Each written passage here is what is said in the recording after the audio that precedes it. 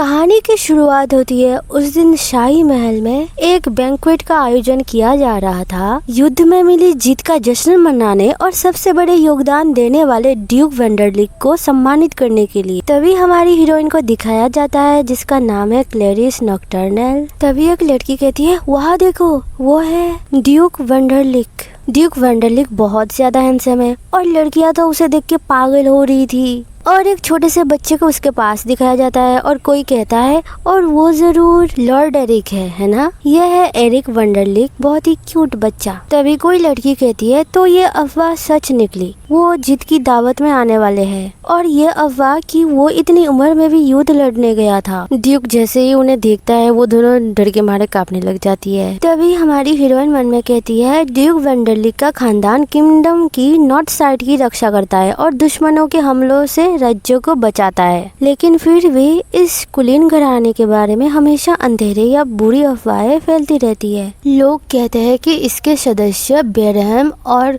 किसी की जान लेने में भी हिचकिचाते नहीं हैं। लोग कहते हैं कि वो एक बेरहम खानदान है जो जीत हासिल करने के लिए बच्चों को भी मोहरे की तरह इस्तेमाल करने से नहीं हिचकिचाता। कहा जाता है कि उनका कैसल उन बच्चों की बदला लेने वाली आत्माओं से भरा हुआ है जिन्हें ड्यूक के परिवार ने मार दिया था। और कहा जाता है कि जो भी उसके अंदर जाता है वो कभी जिंदा बाहर नहीं निकलता। तभी एक छोटे से बच्चे को दिखाया जाता है अंदर आते हुए और उसके पीछे कोई कह रहा था, लॉर्ड थियो। तभी क्लेरिस शौक में कहती है, क्या?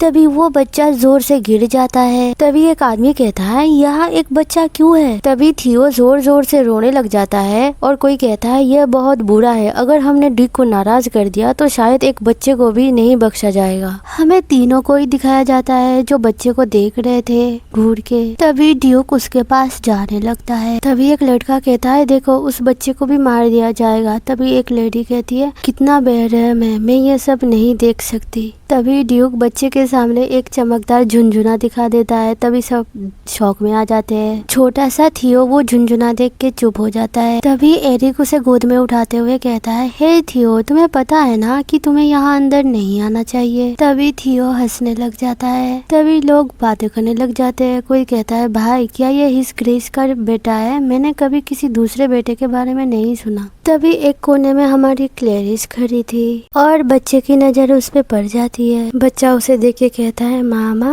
तभी क्लेरिस को सब घूरने लग जाते हैं। तभी क्लेरिस कहती है, अरे लॉर्ड थियो, मैंने तुमसे कहा था ना मैं तुम्हारी माँ नहीं हूँ। तभी ड्यूक कहता है, लगता है वो यहाँ आया क्योंकि वो तुम्हें देखना चाहता था।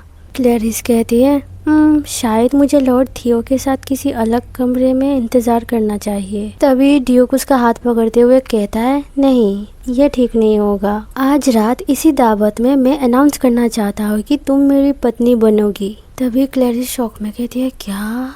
ड्यूक कहता है, तुम्हें मेरे दिल और मेरे बेटे दोनों को मुझसे चुरा लेने की जिम्मेदारी लेनी होगी। तभी एरिक कहता है, हाँ, तुम वेंडरलिक खानदान के राज भी जानती हो, अब हम तुम्हें जाने नहीं दे सकते। तभी क्लेरिस का दिमाग चकराने लग जाता है। तभी क्लेरिस मन में कहती है, मैं अब मेरे साथ आगे क्या होगा? अगर आप लोगों को स्टोरी का पहला पार्ट पसंद आया है तो कमेंट में जरूर बोलना इसे कंटिन्यू करो या फिर नहीं।